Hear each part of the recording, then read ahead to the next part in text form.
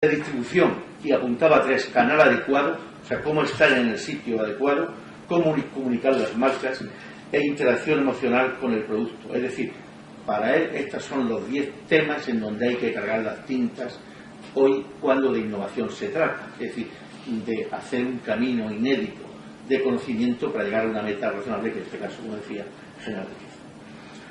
Desde Schumpeter, pasando por Larry Kelly, hasta el informe Morán de hace unos 50 días, a petición de la ministra francesa de Economía, que le encarga al director de uno de los centros de formación administrativos más importantes de Francia, la ministra francesa de Economía, Industria y Empleo, en donde, por cierto, empieza diciendo que, como la innovación es una forma de pensar, para que no haya duda de lo que es la innovación para él, es una forma de pensar, la innovación no puede reducirse a I+D y a patentes. Habría que añadir, para aclarar, claro, cuando la innovación, la investigación o el I+D se hace pensando en patentes, porque vivimos en una cultura donde muchas veces la I+D se hace pensando en otras glorias, o para mayor gloria del que lo hace, no pensando en patentes, pero aún así la innovación no puede reducirse a patentes. Y en el informe se establecen 2 ámbitos con 3 aspectos cada uno, en donde a su juicio es donde hay valor en la innovación. Un ámbito es el donde aparece la novedad, ¿dónde está la novedad del camino inédito? En los siguientes frentes: en el frente de la oferta, o sea, en el ámbito externo; en el frente del proceso, el ámbito interno, incluido el producto-proceso; y en el ámbito del modelo económico, que lo integra todo, o sea, lo externo y lo interno.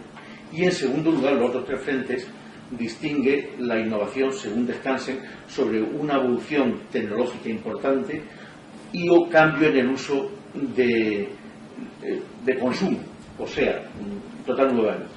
Y decía que desde Schumpeter hasta nuestros días la innovación se considera como un proceso incierto porque no se puede controlar a priori nada, ni la decisión del consumidor, ni siquiera el rendimiento o el resultado de lo que estamos haciendo, de juego competitivo que explora y explota oportunidades de nuevos o mejorados productos y o servicios, de nuevos o mejorados procesos de producción o de organización empresarial, y ello basado, condicionado o exigido por avances tecnológicos, cambios de mercado, cambios de demanda, cambios de canales de distribución, cambios de uso para productos ya existentes, economía del proceso de innovación, que es más o menos como lo define la última versión del manual de Oslo de la OCDE a la innovación.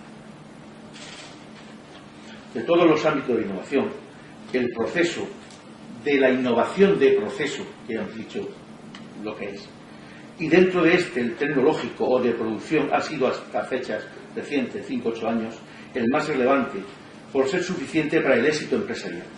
Se llegaba al éxito empresarial solo prácticamente con productividad.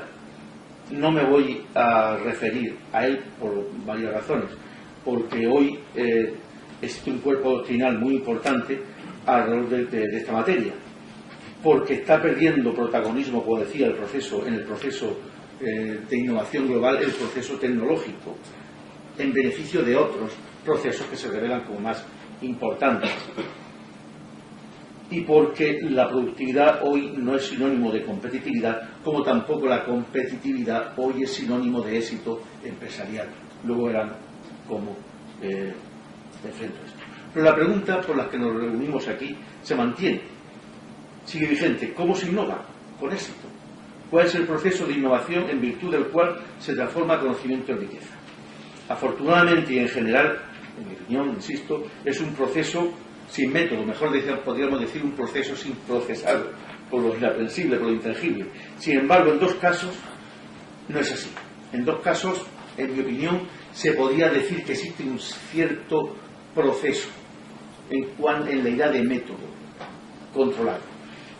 Y eso ocurre cuando la innovación conduce al éxito ella sola. Es decir, cuando la innovación depende solo de la empresa y por tanto, y en particular, de la naturaleza tecnológica. Podríamos decir que en este caso hay un cierto proceso formal. Cuando la empresa que hace innovación, que es lo que tiene que hacer, con eso es suficiente para el éxito empresarial, se podría decir, puesto que la empresa, si algo sabe, es que sabe hacer bien y con calidad, sabe fabricar, etcétera, se podría decir que hay un cierto control de ese proceso, pues se podría hablar de proceso. Y asimismo también ocurre, o podríamos decir que eso ocurre, cuando la innovación es radical, es decir, del tipo de resolver necesidades reales de la sociedad por conocimiento aún no disponible procedente de la I+D. Puede también en este caso hablarse de un proceso de innovación bajo control. Me refiero que si hay una necesidad en la sociedad y el conocimiento está pariendo, está aportando la solución al mismo, lo lógico es pensar que una vez ese producto en el mercado tenga éxito seguro, que no haya termino. Nosotros, ¿cómo resolvemos este problema en la fundación que un servidor preside? Recomendamos seguir el plan de empresa inverso, en donde un conjunto MSP, es decir, mirada sin piedad, responde a 3 preguntas, a 3 barreras. La barrera cultural, que es la del consumidor, la barrera política, que es el ámbito de referencia, y la barrera tecnológica, que es el ámbito de innovación, el ámbito empresarial, y en este orden.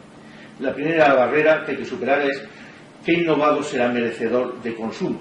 Es decir, ¿hay algo que alguien pueda o quiera consumir? En un sentido enorme, amplio, desde conocimiento enlatado hasta un producto de uso diferente. Se consumirá ese innovado, es decir, es la primera. ¿Y por qué? ¿Qué necesidades o qué satisfacciones se ha comentado antes lo del consumo colectivo? El consumo colectivo, es decir, el consumo de colectividades unidas por algún tipo de interés, está por descubrir.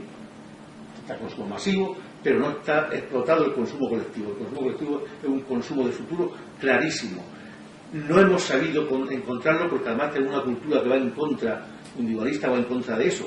Pero hay que explorar las posibilidades de lo que une en cuanto a consumo, desde los fabricantes que cohabitan o que viven en un polígono empresarial hasta los comerciantes de una calle o hasta los comerciantes de un pequeño pueblo. Eso está por descubrir como planteamiento empresarial.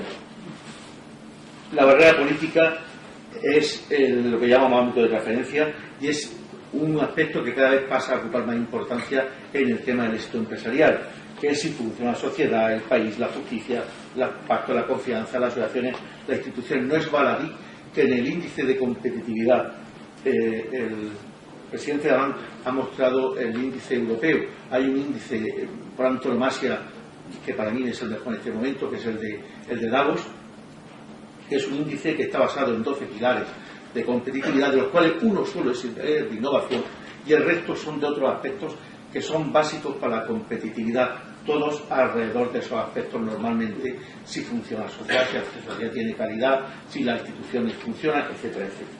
Y finalmente la barrera tecnológica, es decir, superados estos 2 niveles, lo que se produzca, podemos hacerlo competitivo, ¿cómo? Pues como usando las posibilidades del mundo, donde sea, como sea. Eso lo dejamos para el final porque si se supera lo anterior, esto seguro que se supera. En definitiva, y para terminar, la innovación carece de proceso, salvo cuando es sinónima de éxito empresarial, especialmente en los casos que he dicho, de innovación tecnológica y de innovación radical, y creo que falta magisterio más extendido sobre el proceso de la innovación que está por hacer, de la innovación ad hoc, que yo creo que es la innovación que necesitan las miles y miles y miles de empresas y de comercios y de pequeñas empresas, etcétera, que han de ser miradas específicamente y que probablemente no les vale, salvo como cultura, prácticas o experiencias o actuaciones de innovación en otro tipo de empresas, unas más grandes, otras pequeñas, otras extranjeras, otras no, pero cada enfermo, cada empresa tiene su circunstancia que hay que ver. Y nada más. Muchas gracias.